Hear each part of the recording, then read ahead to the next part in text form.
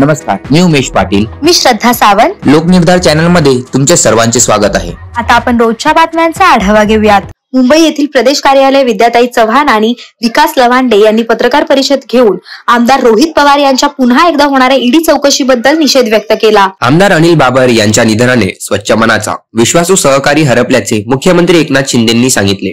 मुनव्वर हा big बॉसची trophy घेऊन डोंगरीमध्ये गेला होता.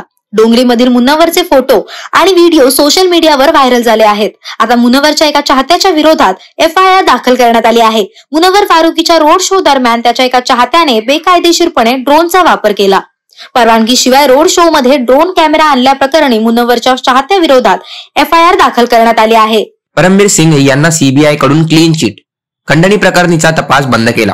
वाराणसीतील ज्ञानवापी मशिदीच्या तळघरात पूजा अर्चा करण्यास कोर्टाची परवानगी. तळघरातल्या मूर्तीची पूजा करणाऱ्या व्यास परिवाराला जिल्हा न्यायालयाचा हिरवा कंदील. आजपासून अर्थसंकल्पीय अधिवेशन. राष्ट्रपतींकडून सरकारच्या कामांचं कौतुक. राम मंदिर निर्माणाचं स्वप्न पूर्ण केल्यानं शाबासकीची थाप.